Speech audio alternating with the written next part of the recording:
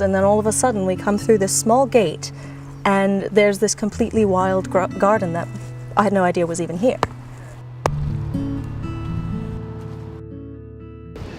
There was factories all the way along and railway lines coming into all those factories, and when you went to the garden now, it was like a little oasis. I think it's helping us all, particularly local people, and most of us are local people, to appreciate the fantastic gifts that we've got here, the beautiful nature. It's helping us learn more about nature and create something very worthwhile. Gardens were private, gardens were peaceful spaces usually. You can see the bower at the bottom of the wee brae, you can see how it's written in a bower, and obviously the ladies had walked out there and sat in the shade. They didn't want to get tanned.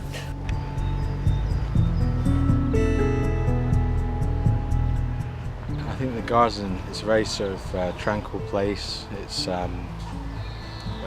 a magical place. It's very peaceful, very quiet, and there's a great sense of community amongst the people that do visit the garden, and that's something that I enjoy every week I come here.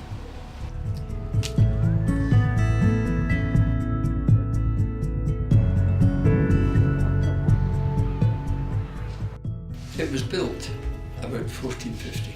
It was a family home, but it was sold so many times, it was unbelievable. My granddad said, I would have been bankrupt there, I couldn't have kept going. But what happened when the spring came, the garden just burst into life. He said there was thousands, if not tens of thousands, of daffodils. Bluebells, pink bluebells and white bluebells, and he said, we got those bunched, and he says it just gave us a great start, and he said that's what started us off.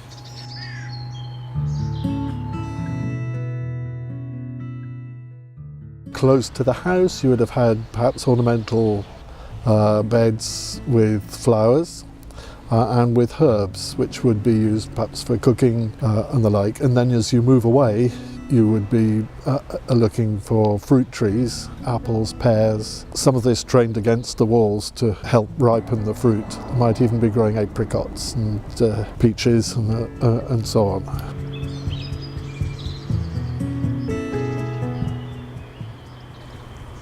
A wonderful sense of quiet as well, coming from the inner city of Edinburgh and then just arriving out here, walking through the walls, and then all of a sudden you're surrounded by green, all you hear is birds and the breeze. It's a very, very calming experience.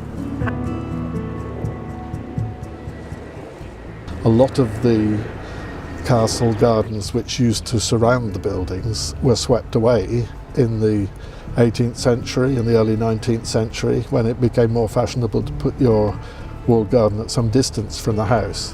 What is unusual, I think, about somewhere like Granton is that, although we don't no longer have the castle, sadly, what we do have is its original garden.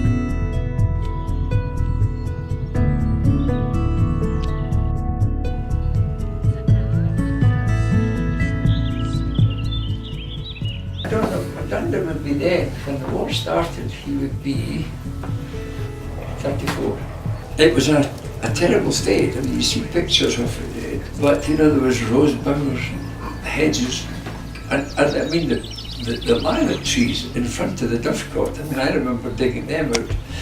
They must have been 6 foot in diameter, you know, you used to dig trenches right around them.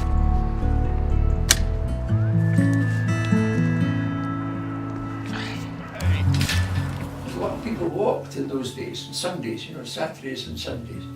So they thought of getting a wee shop going. So my granddad got a shed and put it inside the castle. So they served out through one of the windows into the outlook. And a Sunday, folk came up, had their lemonade and all the different things, biscuits and snowballs and all those sort of things.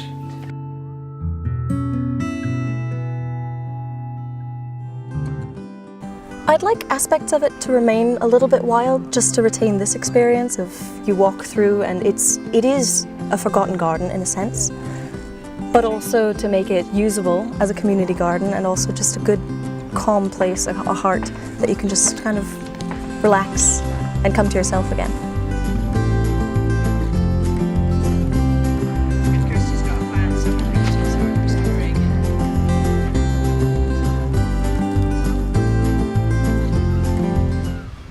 It's nice to see it. It's nice to see. We were just saying that the other night when we went down. But they can really grow fast, and the weeds can grow fast. There's a lot of work.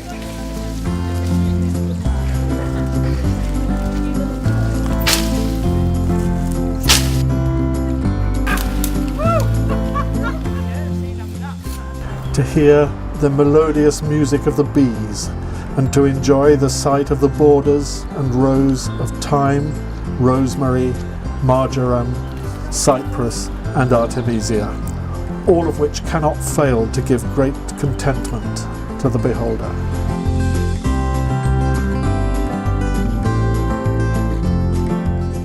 Because where there were gardens historically, we can study them, but what is the role of that garden today? Do we bring it back? Does it take a new life? Can we reactivate that feeling of the garden and of the landscape to make it relevant for today's community?